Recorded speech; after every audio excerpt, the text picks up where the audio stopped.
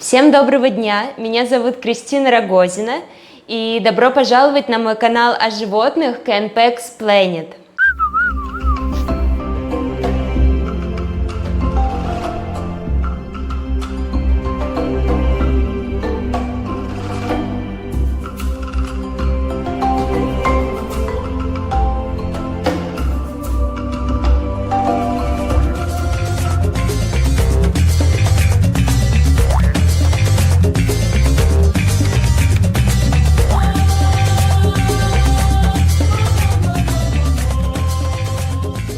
Сейчас я живу в Индии, в штате Гоа. У нас 4 животных, 2 собаки и 2 кота. Это из тех, кто живет дома. Но также у нас много друзей, которые живут на улице.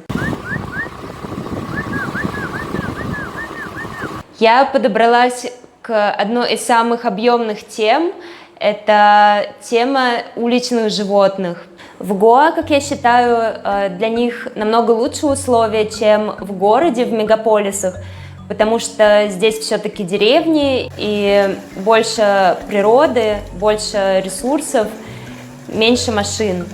Но ситуация все равно довольно сложная. Есть свои плюсы, свои минусы. Отношение людей зачастую к животным совсем не гуманное. И хорошо, замечательно, что есть люди, которые работают для животных, которые заботятся о них. Помимо некоторых местных организаций, есть некоммерческие организации, которые создали волонтеры из других стран. К сожалению, не все они работают ответственно, но я все равно считаю, что даже небольшой вклад в общее дело – это здорово. Есть некоторые индивидуальные личности, которые мне очень импонируют, которым я благодарна. И представляете, даже некоторые из них, кто уже уехал из Индии, они все равно продолжают довольно активно вести свою деятельность здесь. Они помогают, заказывают еду, присылают периодически деньги для животных. Я просто восхищаюсь ими. Вообще, я уверена, что такое негуманное, странное отношение людей к животным вызвано их необразованностью.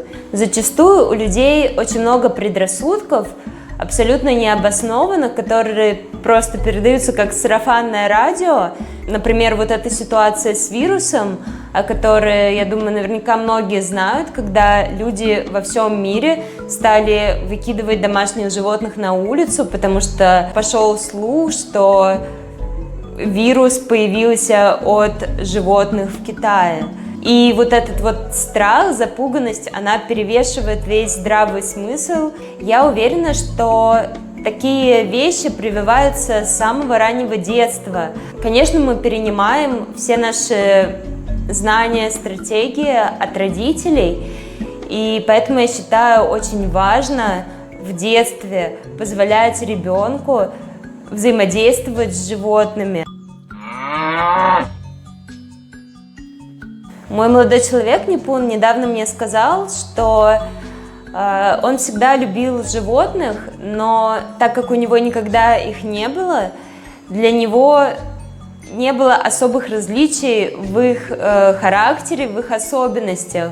Но теперь, когда у нас появились свои собаки, с которыми мы живем вместе, он начал замечать, какие они разные все. У каждого существа есть свой характер, есть определенный образ, определенная личность. Такие вещи мы можем замечать только в глубоком взаимодействии с животным. Соответственно, только так мы можем учиться у природы, а она невероятно мудрый учитель.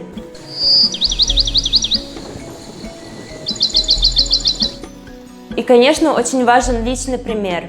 Мы снимаем дом у очень хорошей семьи, действительно очень положительные люди, отзывчивые, всегда готовые помочь.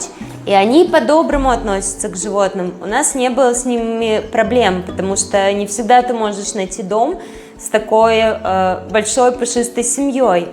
За домом находятся поля, и вокруг тоже такая зелень, садики.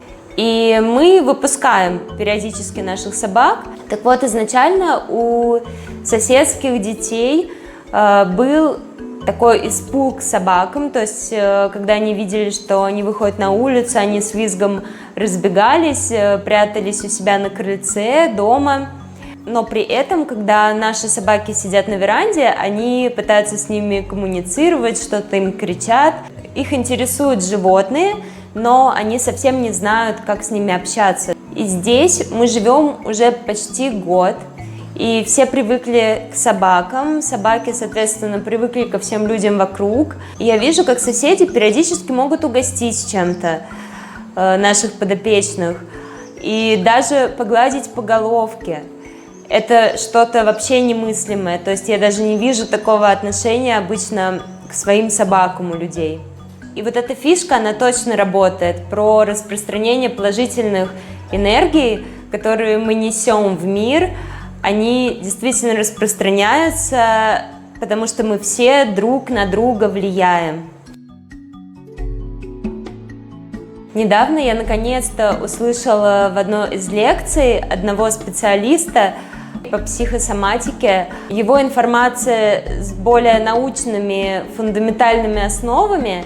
И наконец-то я нашла человека, который озвучивает то, как мы связаны с живым миром, как мы связаны с нашими питомцами, почему здоровье наших любимых четвероногих также зависит от нас. В этом видео я начну вас знакомить с друзьями, которые живут на улице. У нас их очень много, и я хотела начать снимать в хронологическом порядке с самых давних знакомых. Но оказалось, что не все актеры на месте в дневное время, потому что мы встречаемся с ними по вечерам. Поэтому план видео пришлось изменить. Но мы начнем с первой девочки, которую мы знаем уже 3 года. Мы снимали другой дом, и она была соседской собакой, которая жила недалеко от нас. Полгода назад мы чудом оказались в прежнем месте и застали нашу подружку, абсолютно исхудавшую, с поврежденным бедром, и вот с такими милыми ребятками. К сожалению, такое встречается очень часто, когда люди готовы подкармливать собаку, говорят, что это их животное, но при этом не готовы отвезти в больницу, если это необходимо, и вообще принять либо какие меры для улучшения здоровья. Мы сразу обратились в одну из организаций в надежде, что они могут взять щенков и собаку, потому что она выглядела очень плохо. Казалось, что ее здоровье на исходе. Но нам отказали, и мы решили приезжать каждый день и выкармливать маму с ребятами. Девочка.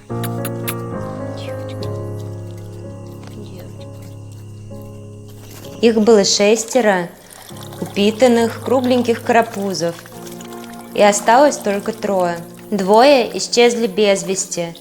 И я всегда надеюсь, вдруг их кто-то забрал домой. Вот такие красавцы остались с нами. 2 девочки и 1 мальчик. Когда детки подросли, мы отправили маму на операцию для стерилизации. Это всегда очень волнительно, эмоционально, потому что ты чувствуешь, как животное испуганное, и оно не понимает, что происходит, и оно доверяет тебе. Но кажется, пока человечество дошло только до такой помощи. И как же я люблю встречать собачек после, когда они возвращаются обратно к себе домой. You are good. Молодец, молодец.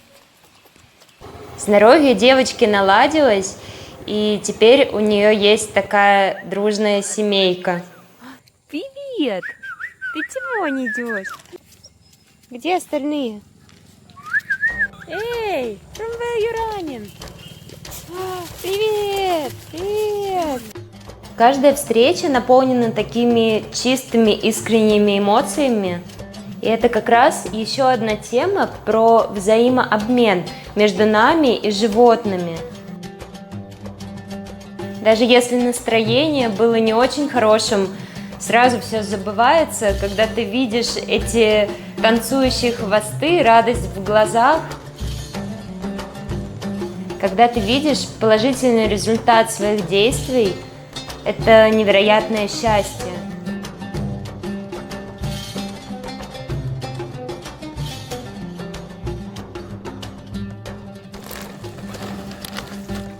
Пусть у четвероногих всегда будет сытая и радостная жизнь. Попытки снять наших самых первых гуанских друзей не увенчались успехом.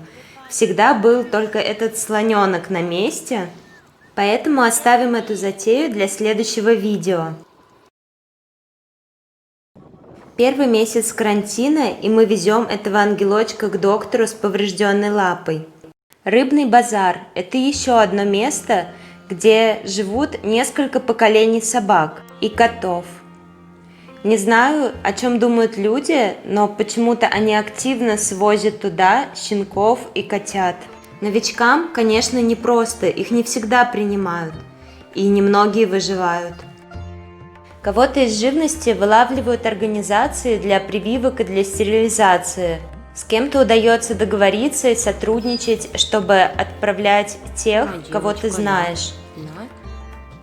Ты моя девочка, не бойся, мамуся, не бойся. Но животных не становится меньше, а даже наоборот.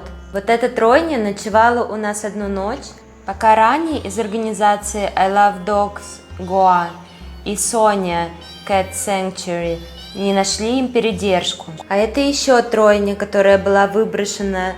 У мальчика сложилось очень тяжелое детство. Вторая сестренка очень быстро ушла.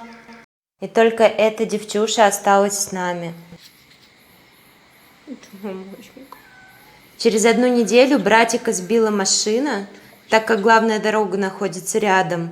И мы возили его в клинику, где он провел 2 недели. Да, что ты разговариваешь? We will take you now. Да, we will take you. You healthy should be. Затем его усыновили в очень хороший дом, назвали Куки, и казалось, что все прекрасно. Мы контактировали с хозяином, и он рассказывал, как у него дела. Но через месяц мы получили ужасную новость. У нашего друга оказалась чумка.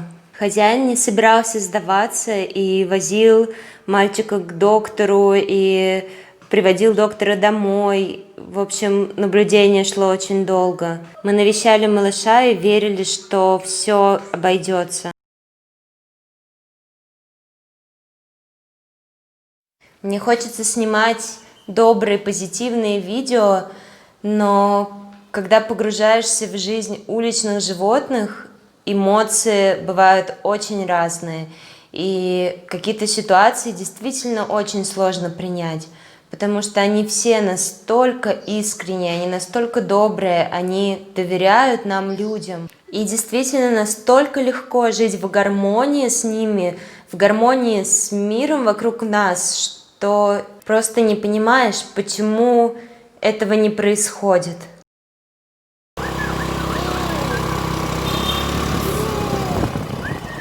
Девчонка!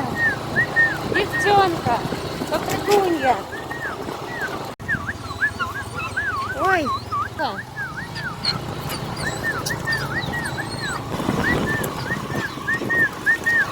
Эй, Вика! Что такое вообще? Сестра родная, на тебя так не... Так, ну-ка прекрати. Прекрати, фу. Руша целует. Да, целует. Потому что все имеют право, чтобы всех любили. Именно эта пушистая семья свела нас с одной замечательной, прекрасной девушкой Наташей.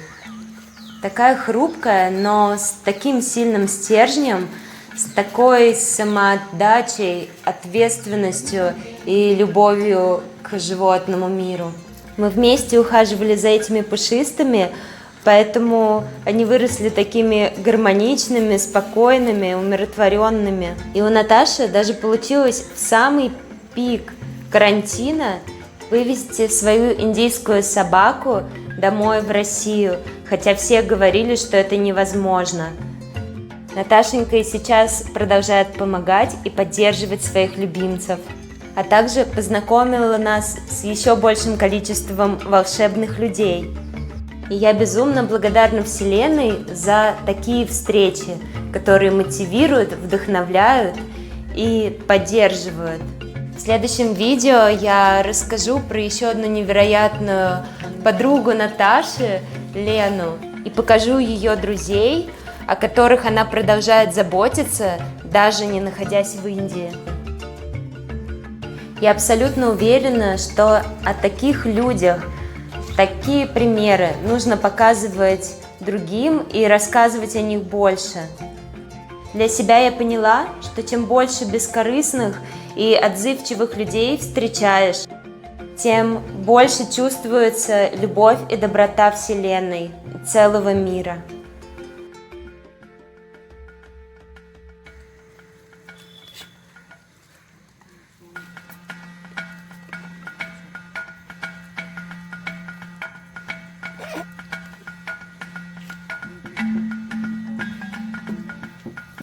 И у нас снова прибавление, 2 новых щенка.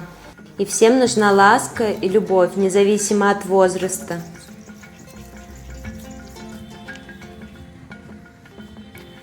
Моя мама как-то сказала, когда мы отвезли очередного четвероногого друга в больницу, почему вам всегда подбрасываются такие истории, когда нужно кого-то спасать. И на это я могу точно ответить, потому что мое внимание сфокусировано на животных.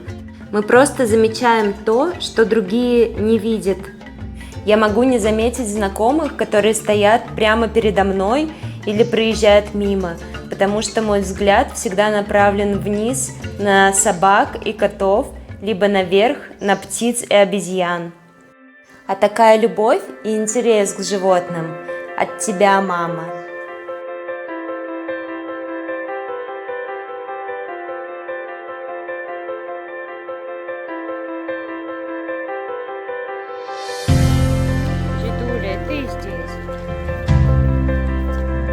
Вот такая странная и волшебная жизнь в Индии, которая абсолютно отличается от нашей, но чем-то все же похожа, со своими минусами и плюсами, и со своей уникальной жизнью.